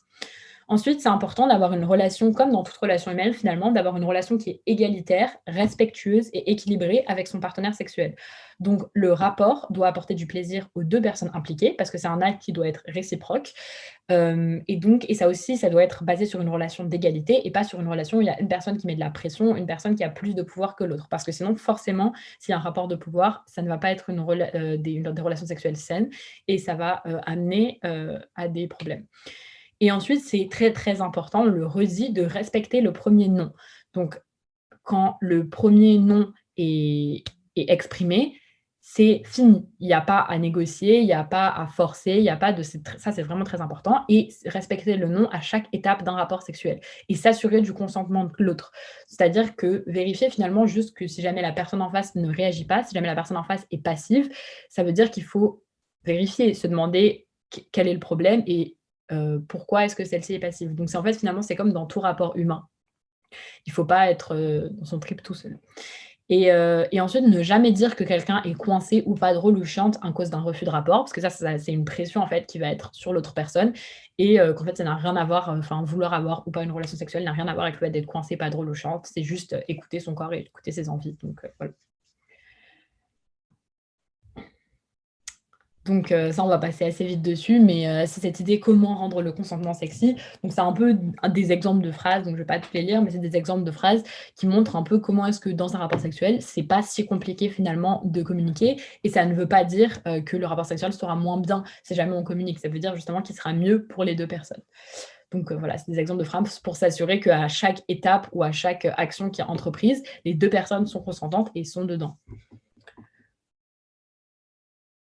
Maintenant, du coup, on va lire un témoignage. Donc, comme on l'a dit au début, c'est un témoignage qui est très explicite et qui est très violent. Enfin, ça parle de viol. Donc, si jamais il y a des personnes pour qui c'est un sujet qui est compliqué, prenez une pause. N'écoutez pas forcément. Voilà. Et c'est un témoignage qui a été gentiment proposé par une étudiante anonyme. Et du coup, c'est une jeune fille qui avait environ 17-18 ans, 18 ans au moment des faits. Ok. Je suis arrivée en France en juin 2019. Je suis venue toute seule. Je me suis mise en couple au mois de juillet 2019. Au début, tout allait bien et j'aimais coucher avec lui. Nos rapports étaient fréquents et pas douloureux. J'ai été en couple avec mon violeur. Je dirais que cela m'est arrivé une centaine de fois, peut-être 120 fois, au cours de notre relation. Quand j'ai commencé mes études sur le campus de Menton à la rentrée 2019, nous avons continué à être en couple à distance. Le problème a commencé quand je revenais le voir pendant l'année scolaire. Il fallait rattraper le temps perdu, donc nos rapports étaient fréquents, paraissaient comme obligatoires et nécessaires. À ce moment-là, j'ai commencé à avoir des irritations et les rapports devenaient douloureux, donc je n'en avais plus envie et je lui ai demandé qu'on arrête. Il a respecté ma volonté pendant 24 heures. Nous sommes rentrés dans un cercle vicieux, où j'en avais envie une fois, puis ça me faisait mal et je n'en voulais plus. Alors que j'avais mal, que je lui disais, que je disais non, nous couchions énormément ensemble, à l'ordre de 5 fois par jour. Je me suis souvent sentie coupable, responsable. J'ai ressenti une pression, un engagement parce que nous étions ensemble et que ça faisait partie du contrat. En plus, son désir était provoqué, selon lui, par moi et par mon corps. Sa logique à lui, quand je disais non, c'était de me dire « Tu m'excites, j'ai une érection. Il faut faire l'amour, sinon ça me fera mal après. » Les irritations continuaient quand je rentrais chez moi. Plus les rapports continuaient, plus elles étaient sérieuses. Lors de nos rapports, la pénétration était comme du papier de verre qui bougeait à l'intérieur de moi. J'avais du mal à marcher, à porter des pantalons, et elle mettait plusieurs jours à passer. Il m'est arrivé qu'il me réveille en m'embrassant et en me caressant. Toujours très endormie, j'étais à peine consciente de ce qui se passait, et il s'introduisait en moi sans que je réagisse. J'étais passive, endormie. Je n'ai jamais réellement eu de plaisir. Je me disais plutôt, il vaut mieux le laisser finir, ça finira plus vite, et j'éviterai ainsi des pressions supplémentaires. Au mois d'octobre 2019, nous sommes partis en vacances ensemble, et j'ai eu beaucoup de douleurs lors des rapports sexuels avec lui. Je lui ai dit, parfois nous couchons ensemble, et je n'en ai pas envie. Il m'a dit, ne me dis pas ça me fait du mal. Plus tard, je suis retournée chez moi, et accompagnée de mes amis, je suis sortie en boîte. Il était présent, car on sortait toujours ensemble à ce moment-là. Je l'ai embrassé dans la boîte de nuit. À la fin de la soirée, épuisée, je lui ai dit que je ne comptais pas avoir de rapport sexuel avec lui, et il a mal réagi, me mettant la pression de le faire malgré mon opposition. Il m'a dit « Tu ne peux pas me faire ça, tu m'as chauffé toute la soirée ». J'étais tellement choquée que je ne me rappelle pas de comment j'ai réagi. J'ai juste le souvenir de m'être endormie et d'être partie rapidement le lendemain matin. Chaque week-end se ressemblait, la même pression, les mêmes rapports douloureux. Nous passions nos journées dans le lit à coucher ensemble. Quand je rentrais à Menton et que l'on me demandait comment s'était passé le week-end, je ne donnais pas de détails. Je savais que mes amis verraient que je n'étais pas heureuse et qu'ils me forçaient, et je préférais rester dans le statu quo. À partir de février, plus rien n'allait entre nous et nous nous disputions souvent. J'ai réalisé que je faisais l'étoile de mer pendant nos rapports et que je ne prenais pas de plaisir. J'étais encore plus irritée que d'habitude et j'ai eu du mal à marcher pendant 2 semaines. C'est mon père qui m'a dit en premier. Ce mal physique est peut-être l'expression d'un mal-être psychologique. En plus, j'ai réalisé que je passais mon temps à dire non au rapport, puis à céder à la pression, et que j'avais très peu envie de coucher avec lui. J'ai décidé de le quitter. Je lui ai dit la phrase « Nous avons fait l'amour sans mon consentement ». Mais je n'ai pas utilisé le mot viol, car pour moi, c'était mon copain. Sans doute, le lien était encore trop fort. Je n'ai pas eu suffisamment de recul sur mon expérience. J'étais en confinement avec des potes. Nous faisions des cours de culture G pour passer le temps, et puis un jour, nous avons regardé la vidéo Combini. Un des deux s'est retourné vers moi et on m'a demandé ce qu'il s'était passé avec mon ex et si c'était du viol. J'ai demandé la définition du viol selon le code pénal, et puis j'ai dit non au début. Mais au fur et à mesure que j'y réfléchissais, j'ai commencé à le qualifier ainsi. C'était difficile parce que certaines personnes ont décrété que je n'avais pas été violée, car il n'y avait pas de violence physique. Pour eux, le mot était trop fort et j'ai douté pendant longtemps. C'est la cellule d'écoute de mon université qui m'ont qualifié ainsi. C'est grâce à certaines femmes autour de moi que j'ai pu avoir confiance dans le fait que c'était définitivement un viol. J'ai mis du temps à être à l'aise avec le fait que j'avais été violée. Pourtant, aujourd'hui, je le dis facilement parce que ça ne me définit pas. Et mon histoire a permis à des gens autour de moi de se rendre compte de choses, de faire attention dans leur propre vie sexuelle, et ça, c'est inestimable pour moi. J'ai fait des crises d'angoisse. J'ai arrêté de manger parce que je voulais disparaître. Je fais encore des insomnies. Mais finalement, un oui est un oui, et un non est un non. Voilà ce témoignage assez impressionnant. On vous l'a mis ici parce qu'on trouve que ça résume bien, et c'est un peu pour ça qu'on fait ça aujourd'hui. Ça résume bien tous les thèmes qu'on essaie de déconstruire avec vous. Ça résume bien l'emprise que quelqu'un peut avoir sur une victime lorsqu'on est amoureux, lorsqu'on est en couple. Ça résume bien le sentiment de culpabilité de la victime qui va se dire oui, mais il m'aimait, oui, mais il ne savait pas. Ça résume bien aussi tous ces mal-être psychologiques qui vont être ces drapeaux rouges et qui vont nous faire nous poser des questions sur ce qu'on a vécu et de est-ce qu'on va bien ou pas. Et puis aussi la question de l'entourage, l'importance des mots et l'importance de savoir dire les bonnes choses parce que parfois on n'est pas formé à ça et l'entourage va vouloir rassurer en disant que c'était pas si grave ou en disant que peut-être que la victime se trompe. Et en fait, ça fait juste aggraver et ça renforce le traumatisme. Et c'est de ça dont maintenant va vous parler Elsa, de comment réagir et de quoi dire dans ce genre de situation. Oui, absolument. Et avant ça, on va juste revenir un peu sur un point important qui a été énoncé, donc on va pas trop s'attarder dessus, mais que c'est important quand même d'appuyer. Donc c'est le lien entre contraception et consentement. Donc vous avez sûrement des rapports hyper différents, toutes les personnes qui sont dans la salle à la contraception, etc. Mais en tout cas pour les lycéens et étudiants qui discutent aujourd'hui avec nous, vous avez aussi sûrement eu des interventions dans vos lycées et dans vos facs, donc on va pas trop s'attarder dessus, mais si vous avez des questions sur les différents moyens de contraception, n'hésitez pas à nous demander à la fin. Mais en tout cas, ce qu'il faut savoir, ce qui est hyper important, c'est que la meilleure contraception, celle qu'on choisit, c'est celle qui correspond le mieux à notre corps, à notre santé, à nos envies, à notre à nos relations, etc. Et donc, du coup, c'est celle qu'on choisit, celle à laquelle on va consentir. Donc, c'est hyper important. Et du coup, on a différents modes de contraception, les contraceptions hormonales et les contraceptions mécaniques. Il y en a qui sont plus connus que d'autres. Voilà. Et vous pouvez bien entendu contacter le planning familial 06. On vous a mis les contacts. Si vous avez besoin de documentation, d'informations, dépistage ou accès à la contraception, donc que ce soit une ordonnance ou préservatif gratuit, ce genre de choses. Et donc, du coup, c'est quelque chose que les filles ont déjà un peu mentionné tout à l'heure, mais en fait, la contraception est vraiment liée au consentement parce qu'il faut consentir à la contraception ou à l'absence de contraception à chaque rapport sexuel. Donc, ça fait partie intégrante du consentement. Et donc, du coup, si un partenaire va vous forcer à avoir un rapport sexuel non protégé, ça va être du viol. Si un partenaire va retirer la contraception au milieu d'un rapport, c'est aussi du viol. Parce que c'est ce qu'on appelait le stealthing en anglais. Et en fait, c'est quelque chose qui vient qualifier l'effet de surprise, qui qualifie le viol juridiquement. Donc, voilà, c'est un point que l'on voulait appuyer parce que c'est hyper important. Voilà. Et du coup, maintenant, on peut se pencher sur les mécanismes des violences et comment se faire aider. Donc, du coup, on a vu avant la loi, la définition du consentement et les différents clichés autour du viol. Et du coup, pour approfondir un peu, on a donc différents mécanismes qui se retrouvent dans différents cas d'agression sexuelle et de violence sexuelle. La première chose à savoir, que vous soyez victime ou entourage, il faut savoir que la victime n'est pas coupable, la victime n'est pas responsable. Le responsable, c'est l'agresseur. Donc, en tant que victime, il ne faut pas culpabiliser, c'est pas votre faute. Et l'effet de culpabilisation, ça fait partie d'ailleurs d'un mécanisme de violence qu'on va voir après. Mais quelque chose d'hyper important à prendre en compte, c'est que la victime n'est pas responsable des violences qu'elle a subies. Donc, pour commencer, on va essayer de voir un peu c'est quoi les différents mécanismes de violence sexiste et sexuelle. Donc, ce qui se passe, c'est qu'on a plein d'histoires de violence. Enfin, chaque histoire de violence sexiste et sexuelle est différente. Mais il y a certains points qui se retrouvent. Donc, du coup, c'est pour ça que Notout a créé ce petit schéma-là, qui est hyper intéressant.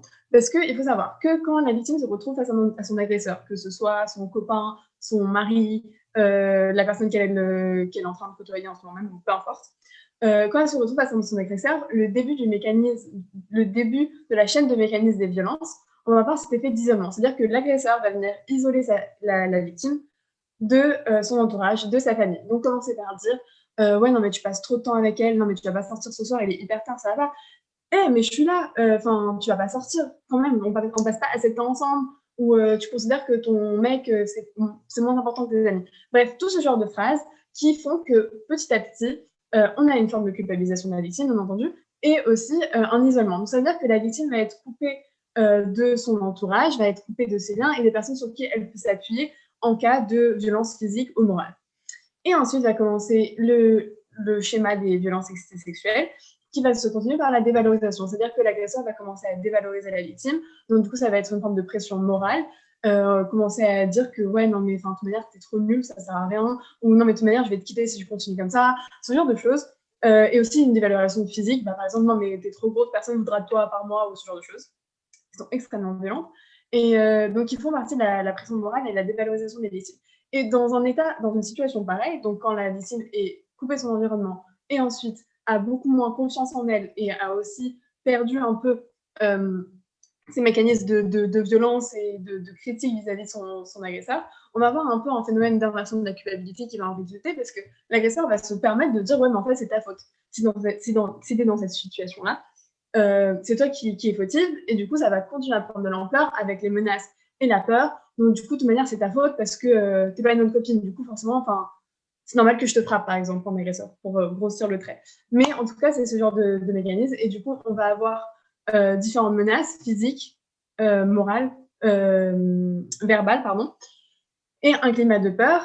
Et du coup, cette sorte de situation qui s'est créée va permettre à l'agresseur de maintenir l'état de violence sexiste et sexuelle, et la victime est coincée. Et du coup, après, l'agresseur permet d'assurer son impunité parce qu'il va considérer que, par exemple, la victime n'est pas partie d'elle-même ou alors que, elle a prévenu personne, enfin bref, ce genre de choses.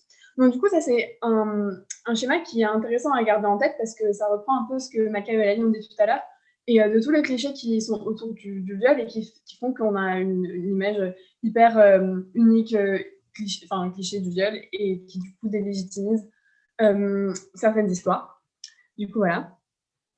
Et donc, du coup, pour mieux combattre ces mécanismes, il faut les connaître et réussir à les inverser. Donc, du coup, c'est-à-dire que en tant qu'entourage de la victime, donc déjà, le meilleur moyen de savoir si une personne a été victime de violences sexistes ou sexuelles, c'est de lui poser la question, bien entendu, en étant respectueux et pas invasif, etc. Et bien sûr, il faut savoir que la victime n'est pas obligée de parler, qu'elle ne vous doit rien, mais que si elle est encline et a envie de parler, il faut l'écouter et avoir une oreille accueillante et respectueuse, sans bien entendu être invasive. Donc c'est des situations qui sont extrêmement délicates, mais une chose hyper importante à faire, c'est de dire à la victime qu'on la croit. C'est-à-dire que si une personne vous livre son témoignage, quel que soit le niveau de détail ou quoi que ce soit, dire à la victime qu'on la croit et qu'on prend en compte son témoignage et la véracité de son témoignage, c'est très important parce que c'est une première étape pour inverser les mécanismes de violence. Ensuite, tu as bien fait de m'en parler, bien entendu, c'est une phrase qui est aussi hyper importante, donc vous créez un espace assez safe pour la victime pour parler.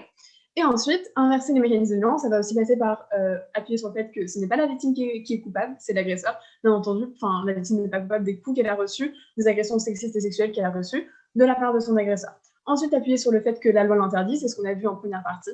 Et donc, la loi vient mettre des balises à ce genre de situation. Donc, l'agresseur peut être puni par la loi, ça peut passer par la justice si la victime a envie de faire une procédure judiciaire, parce que rien ne m'y oblige, mais si elle a envie, la loi l'interdit, et donc du coup, son agresseur peut être puni.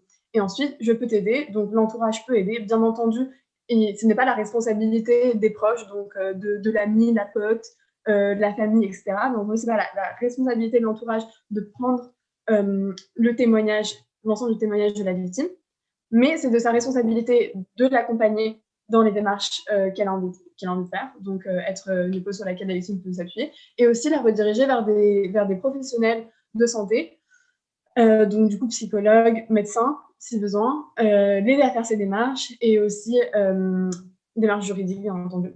Donc voilà, donc toujours, ce sont des situations extrêmement délicates, mais c'est très important de garder ça en tête pour inverser les mécanismes. Ah oui, une dernière chose que je voulais ajouter.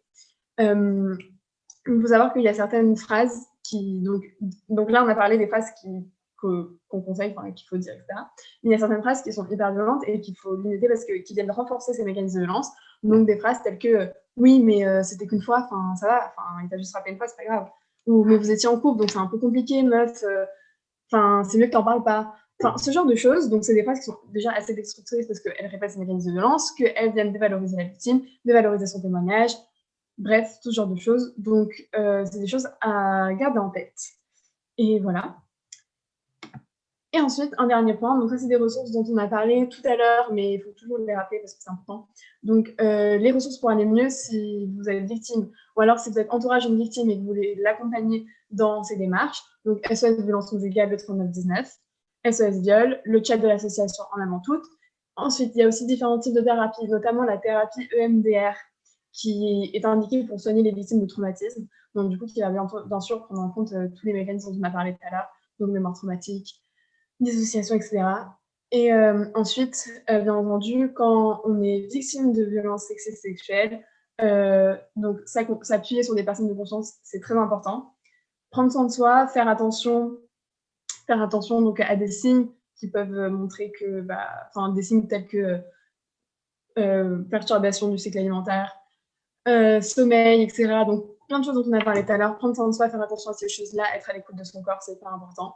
Et aussi reconnaître les déclencheurs de traumatisme. Donc, là, il en a parlé tout à l'heure, mais les triggers de la mémoire traumatique, donc les choses les souvenirs qui reviennent d'un coup et qui marquent beaucoup la victime, il faut savoir donc commencer à anticiper pour être moins affecté par la chose et aussi savoir l'expliquer à son entourage pour qu'il puisse nous accompagner si on a envie d'être accompagné par quelqu'un. Voilà. Et ensuite, je vais laisser la parole à Malka et Eulalie qui m'ont clore sur le cyberharcèlement et les images formes. Oui, du coup, le cyberharcèlement. Vas-y. Elsa. Ok, bon. On va vous parler du cyberharcèlement. Donc, On voudrait juste rappeler que le cyberharcèlement, c'est un acte qui est agressif et intentionnel, perpétré par un individu ou un groupe d'individus par communication électronique de façon répétée à l'encontre d'une victime qui ne peut pas se défendre seule. Il se pratique surtout via les téléphones portables et sur les réseaux sociaux comme Snapchat, Instagram, Facebook ou les autres.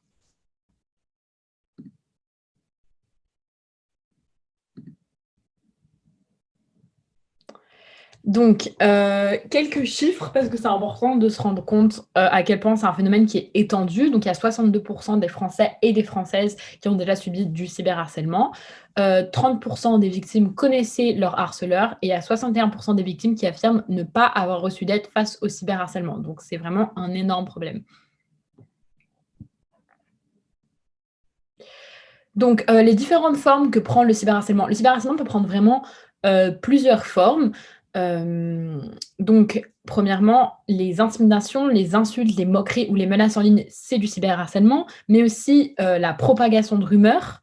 Donc, si jamais on décide de propager une rumeur ou quelque chose de faux sur quelqu'un, c'est en envoyant des messages sur Facebook ou sur Instagram, c'est du cyberharcèlement. Le piratage de comptes et l'usurpation d'identité digitale aussi.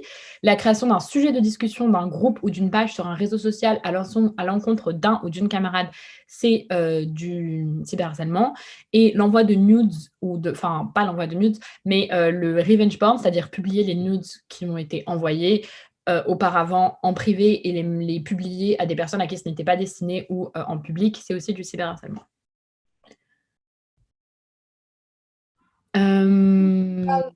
On vous parle de cyberharcèlement parce que ça rentre évidemment toujours dans cette logique-là de consentement dont on parle dès le début. Et en fait, on se rend compte que déjà, c'est puni par la loi comme le harcèlement, donc ça rentre aussi dans ces dimensions-là. Et au final, les conséquences, qu'elles soient sur les victimes ou sur les agresseurs, elles sont souvent similaires. Donc sur les victimes, on a des graves conséquences sur la santé mentale, la perte de confiance en soi et en les autres, phobie scolaire, donc une envie de juste disparaître de l'espace social complètement, dépression et même envie de disparaître complètement qui peuvent même mener à des actions suicidaires. Et donc, ça, c'est puni par, lorsque la victime a plus de 15 ans, par 2 ans d'emprisonnement maximal et 30 000 € d'amende. Et lorsque la victime a moins de 15 ans, donc c'est considéré comme un fait plus grave, et donc c'est 3 ans d'emprisonnement et 45 000 € d'amende. Voilà. Que faire maintenant si vous êtes victime ? En fait, on va parler des victimes et ensuite on va parler des témoins. Lorsqu'on est victime, la première chose à faire, c'est, Elsa en parlait, mais c'est prendre soin de soi dans le sens où le but, c'est pas vous n'êtes pas justicier, c'est pas à vous de rétablir la vérité sur votre image qui aurait été bafouée dans un groupe Facebook ou sur les réseaux sociaux ou par un groupe de personnes. Votre but, c'est vraiment à vous d'aller mieux et donc n'ayez pas honte ou ne regrettez rien. Enfin, bien sûr que vous êtes un humain et du coup, ça va être normal, mais votre but, c'est vraiment pas... Vous n'avez pas le temps et vous n'avez pas la santé mentale et la force nécessaire. Enfin, certains peuvent, mais on vous préconise vraiment de commencer à faire en sorte que ça aille mieux. Si vous voulez entamer des poursuites judiciaires, de le faire sainement et de ne pas cogiter à tout ça parce que vraiment, ça aide pas et ça entretient juste un cercle vicieux qui va juste entretenir cette forme de harcèlement. Ensuite, en parler aux personnes compétentes, ça, j'en parlais tout à l'heure, mais personne n'est capable, jamais, que ce soit votre âge, votre force, personne ne devrait porter ce poids-là seul.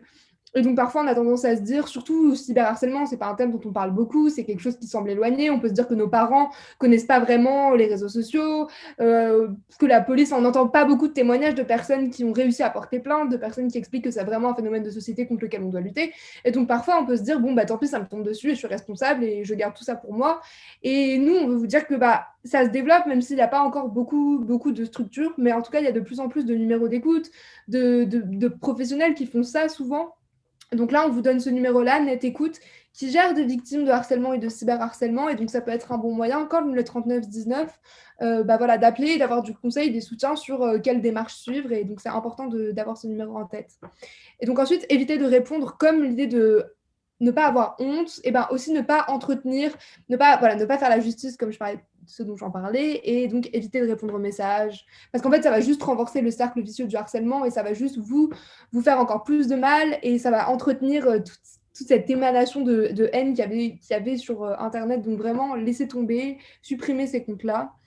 Et ce qui est hyper important, c'est quand même d'essayer de conserver des preuves possibles d'un cyberharcèlement. Parce que même si vous avez pas forcément envie de porter plainte, vous avez peur que si vous portez plainte, vous risquez de perdre vos amis, vous risquez d'être humilié, peut-être qu'on vous fait du chantage pour que vous ne puissiez pas porter plainte. Évidemment que tous ces critères-là sont à prendre, mais par contre, c'est important que vous ayez les outils le jour où vous vous sentez dans la capacité de porter plainte, ou le jour où une autre victime viendra vous voir pour vous demander si vous pouvez témoigner avec elle, d'avoir les preuves de tout ça. Donc faites des captures d'écran, enregistrez ce que vous pouvez, même si ce n'est pas pour vous, au moins faites-le pour une future potentielle victime. Et ensuite, maintenant, sur les témoins, que faire si vous êtes témoin? Donc ce qui est hyper important de savoir, c'est que déjà le harcèlement, ça fonctionne avec un agresseur, une victime et un public. Si jamais il y a plus public là, déjà le harcèlement, pour l'agresseur, ça va paraître beaucoup moins fun et ça va être beaucoup moins intéressant. Et donc, du coup, quand il n'y a plus de public, en général, il y a beaucoup moins de violence, même si parfois ça arrive que ça soit 1 contre 1, mais c'est plus vraiment du harcèlement. Donc déjà, il y a quand même une responsabilité quand on comprend ce mécanisme-là de violence, de prendre de la distance avec ce qui est en train de se passer et de peut-être aller voir la victime ou bien aller voir un adulte, une personne compétente qui pourra vous aider si vous ne vous sentez pas capable. Et c'est absolument normal quand on a 16, 17, 18 ans de ne pas vouloir porter cette charge-là sur les épaules, d'avoir peur de perdre ses amis, d'avoir peur... Enfin, voilà, vous n'êtes pas Robin des Bois non plus, et c'est absolument normal. Et donc, l'important, c'est de prendre conscience que ce qui se passe, c'est quelque chose qui n'est pas sain et qui fait du mal à quelqu'un, de se distancer, et d'aller en parler à quelqu'un de compétent. Et donc, si jamais vous pouvez parler à la victime, bien sûr la rassurer, sans banaliser le problème, c'est ce dont Elsa parlait tout à l'heure, lui rappeler la loi qu'on vous a rappelé tout à l'heure, que la loi l'interdit, donc elle n'est pas victime de quelque chose d'inexplicable, elle est victime d'un fait très précis, d'un délit. Ensuite, ne pas la forcer à en parler, c'est ce dont vous parlez Elsa aussi, mais expliquer à quel point c'est important de le faire. Et en fait, lui donner tous les outils, et c'est ce qu'on fait avec cette présentation, mais c'est de vous donner tous les outils pour qu'une victime soit dans la capacité, si elle en a envie, de réagir, de porter plainte, d'aller voir des médecins, d'aller voir des professionnels, et donc d'aller mieux. Mais en tout cas, ne forcez rien, parce qu'une nouvelle fois, ce serait aller contre le consentement de la personne, si cette personne n'a pas envie d'en parler. Déjà que le cyberharcèlement, ça a été un phénomène de violence qui a eu lieu sans son consentement. Si là, en plus, vous allez en parler, ça va juste doubler ce sentiment de mon consentement a été effacé, et donc ça ne va pas l'aider. Donc c'est important ça de l'avoir en tête, parce que souvent on veut bien faire, mais parfois ça va juste encore plus traumatiser la victime, et du coup c'est important de lui dire écoute, ce que tu me dis là c'est puni par la loi, mais bon, ça c'est ce dont Elsa vous parlait tout à l'heure. Et donc voilà, ce numéro-là, Net Écoute, qui peut être intéressant pour des conseils et du soutien. Et comment l'éviter au mieux? Alors malheureusement, on ne devrait pas avoir à vous parler de ça, parce que normalement ça devrait être une évidence, et on ne devrait même pas se poser des questions, mais le problème, c'est que ça arrive. Le problème, c'est que de plus en plus, surtout avec le Covid, de plus en plus, l'espace numérique a rempli nos vies. De plus en plus, on oublie la frontière entre qu'est-ce qui est privé et qu'est-ce qui est public. Et de plus en plus, on a souvent, une majorité de jeunes filles qui sont victimes de revenge porn, ce dont parlait Eulalie. Donc en fait, c'est l'idée de publier publiquement une photo ou un message ou une vidéo qui avait un caractère privé. Donc, c'est rendre public quelque chose qui n'était pas destiné à être public, et donc c'est enfreindre le consentement de la personne qui n'avait pas consenti à ce que le contenu soit publié de manière publique. Et donc, maintenant qu'on a conscience de ces phénomènes-là, ça existe, c'est des faits. Donc maintenant, le but, c'est, on sait ça, maintenant on va essayer de faire en sorte que ça n'arrive plus. Et malheureusement, ça joue aussi, nous, de notre côté, de nous demander à qui est-ce que j'envoie ce message, à qui est-ce que j'envoie cette photo, à qui est-ce que j'envoie cette vidéo. Est-ce que j'ai vraiment envie que cette personne à qui aujourd'hui j'envoie une photo ait dans 4 ans une photo de moi dans son téléphone?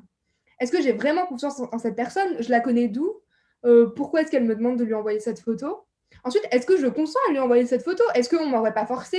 Est-ce que je fais ça pour paraître cool? Est-ce que je fais ça? Ou est-ce que je fais ça parce que j'ai vraiment envie d'envoyer une photo à cette personne? Et est-ce que je connais les conséquences sur le long terme? Est-ce que je connais tous ces chiffres dont on vient de vous parler? Est-ce que je connais la loi? Est-ce que je sais que, malheureusement, aujourd'hui en France, en 2021, ça existe? Est-ce que je sais que, souvent, les victimes, elles sont nombreuses, et souvent, c'est des jeunes filles, et souvent, elles ont du mal à porter plainte. Enfin, tout ça, c'est quand même hyper important de l'avoir en tête. Ça permet pas du tout de faire culpabiliser les victimes, c'est pas du tout notre objectif, mais ça permet en tout cas de dire, voilà, maintenant tout le monde est au courant, et on essaie de donner le plus d'outils possible pour que ces situations-là n'arrivent pas. Et donc, évidemment, la vie numérique a des conséquences sur la vie réelle. Et en gros, ça, c'est un peu notre conclusion. Enfin, c'est pas vraiment ça notre conclusion, mais notre conclusion, c'est de vous dire, Ce format-là, c'est un format qui a été fait pour des gens d'entre 15 et 18 ans. Donc, je ne sais pas trop à qui on parle aujourd'hui. Peut-être qu'il y en a pour qui ça semble complètement évident ou peut-être que ça semble assez futile. Mais c'est quand même hyper important de rappeler que ça, on le fait parce que personne d'autre ne nous l'a fait à nous à l'école, parce que ce n'est pas un sujet dont on parle à l'école, ni vraiment avec nos parents. Enfin, c'est quelque chose qui reste quand même toujours extrêmement flou, parce que la vie sexuelle est toujours pas dictée comme toutes les autres choses dans la vie sociale. Enfin, pourquoi est-ce que ce serait bizarre de se parler pendant une action sexuelle alors qu'au quotidien, on communique et on échange et que c'est la base de l'être humain? Et donc, en fait, nous, on est là pour mettre toutes ces questions-là en éveil. Et on n'aurait pas été là il y a 10 ans, mais on n'aurait même pas été là peut-être il y a 2 ans, parce que c'est des questions qui sont vraiment toutes nouvelles. Et donc, du coup, c'est quand même positif. C'est un peu une conclusion positive. C'est oui, alors on vient de vous apprendre que voilà, c'est la catastrophe, que c'est des phénomènes systémiques qui arrivent à énormément de gens, mais au moins on en parle, au moins il y a des initiatives qui émergent, au moins il y a des numéros de téléphone, il y a des professionnels qui travaillent là-dessus, la loi qui évolue aussi. Et donc voilà, c'est un peu notre conclusion, c'est de dire on représente peut-être ce nouveau mouvement qui essaie un peu de sensibiliser et d'être plus pragmatique sur des choses qui sont restées hyper floues pendant hyper longtemps, dont on n'a jamais vraiment osé parler frontalement et concrètement. Et donc voilà, j'espère qu'on n'a pas traumatisé les gens, parce que par nos paroles peut-être un peu crues parfois, ou par les témoignages ou par des vidéos, mais le but c'était vraiment plus que ça soit un outil pour vous et que vous puissiez l'utiliser. J'espère que vous n'en aurez pas beaucoup besoin, mais qu'en tout cas, si un jour dans votre vie quelqu'un a besoin de ça, ou vous en avez besoin, que vous puissiez dire bon bah voilà, tu es victime de ça, la loi dit ça, il y a ces outils-là, et maintenant tu fais ce que tu veux, mais au moins vous aurez fait votre job, dans le sens où vous aurez donné l'outil pour aller mieux et pour agir. Et ça, pour nous, c'est vraiment hyper important de faire ça aujourd'hui. Voilà, Elsa, je ne sais pas si tu veux ajouter quelque chose. Non, c'était une très très bonne conclusion. Du coup, voilà, est-ce que vous avez des questions peut-être? Si vous avez des questions, vous pouvez les poser à voix haute ou dans le chat. Mais voilà, mais en tout cas, merci beaucoup d'avoir participé à cette conférence, de nous avoir écoutés. Et ouais, on espère que ça vous sera vraiment utile à vous, votre entourage. Voilà, on fait ces mêmes formations dans les lycées et en ligne aussi de temps en temps, comme aujourd'hui. Du coup, si ça peut vous intéresser, si ça peut intéresser certains professeurs, etc., on est bien entendu, on serait ravis de travailler avec de nouvelles personnes. Et vous pouvez nous contacter, du coup, sur les réseaux sociaux. Donc, on est présent sur Instagram, Facebook, on a notre email et notre site web. Du coup, on a toutes nos actions. Et on essaie de continuer à faire notre action de sensibilisation au consentement et contre les violences sexistes et sexuelles aussi sur les réseaux. Voilà. Et si jamais c'est des thèmes qui vous intéressent plus et que vous avez vous aussi envie de vous engager, on ne fait pas du tout de la pub pour nous, mais juste c'est de vous dire qu'il y a plein d'initiatives qui existent. Et si même vous avez envie de former des gens, de faire ce qu'on fait, c'est possible. Et le but, c'est vraiment de transmettre et que le plus de gens soient informés là-dessus et que le plus de gens puissent transmettre dans le futur. Alors, on a une question. Comment pouvons-nous parler des risques de cyberharcèlement à des plus jeunes qui sont parfois un peu naïfs et peuvent être pris au piège? Alors, c'est vrai que c'est hyper compliqué, surtout que je pense que le digital, c'est quelque chose qui est hyper personnel, hyper intime, parce que c'est dans la vie de tous les jours et que c'est hyper bizarre qu'un adulte commence à nous dire ce qu'on va faire avec notre vie sur les réseaux et tout. Mais je pense que ça dépend de l'âge des jeunes en question. Mais en tout cas, pour ce qui est des lycéens et des dernières classes de collège, vous me dites ce que vous en pensez, les filles, mais je pense que c'est pas important d'expliquer très clairement, et expliquer ces mécanismes très clairement. C'est-à-dire que, bon, certes, c'est très cool les réseaux, on parle à plein de gens et tout, et on reste en contact même quand on est confiné, tout ça. Qu'il y a quand même des risques, et que des choses qui ont lieu dans la vraie vie, donc du harcèlement à l'école, du harcèlement sexuel, ce genre de choses, peut avoir lieu sur les réseaux. Et voilà, je pense que expliquer clairement les mécanismes et expliquer ce que c'est le revenge porn, etc., c'est pas important.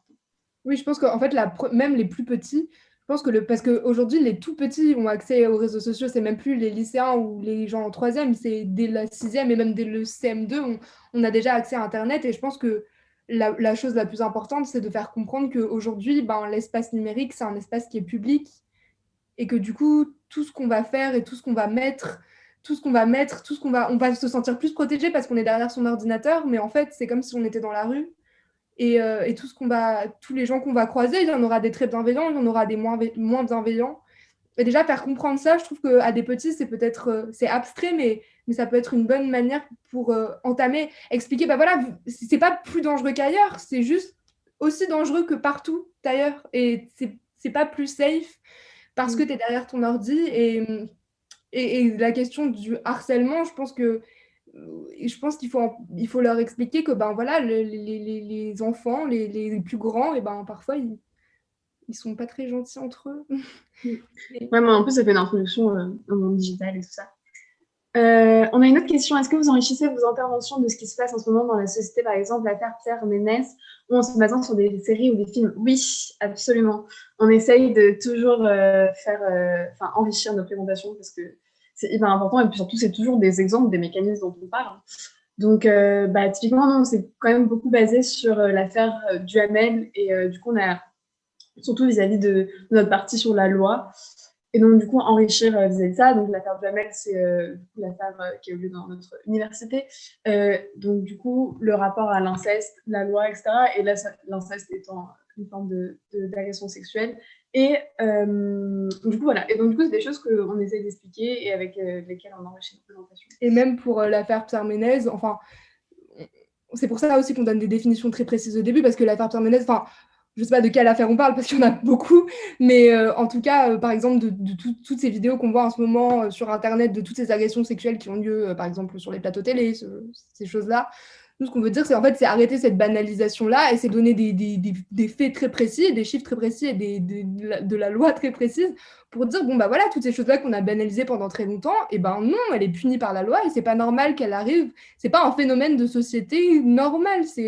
Et du coup, ça, je trouve que l'affaire Pierre Ménès, elle reflète bien là, cette idée-là de, ouais, il y a 5 ans, on acceptait sur un plateau télé qu'une présentatrice se fasse embrasser sans son consentement par quelqu'un. Aujourd'hui, ben non. Et aujourd'hui, on rappelle la loi parce que cette loi-là, elle existait il y a 5 ans. Juste cette loi-là, il y a 5 ans, ben, on la mettait, on en parlait moins, alors que c'était toujours la même. Mais donc, c'est de dire, c'est plus acceptable et c'est comme ça, je trouve qu'on utilise l'actualité. Mais de toute façon, tout ce qu'on fait, enfin, on a fait tout ce qu'on a fait, c'était en lien avec notre actualité, que ce soit de l'actualité nationale ou notre actualité à nous de filles de 18 ans. Donc, c'est que la conséquence de ce que nous, on voit dans notre quotidien, ce qu'on entend. Et c'est essayer de répondre à des besoins aujourd'hui des jeunes, on a l'impression.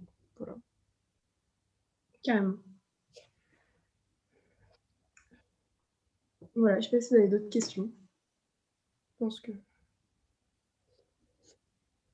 En tout cas, si vous avez d'autres questions plus précises, le Instagram de Nous Toutes 06 répond très fréquemment à toutes ces questions-là. Voilà. Et sinon, il y a tous les numéros de téléphone qu'on vous a donnés précédemment. Voilà.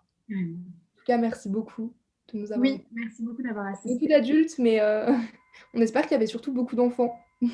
Mais bon. Voilà, merci beaucoup. Et puis de toute manière, ce sera... Pardon.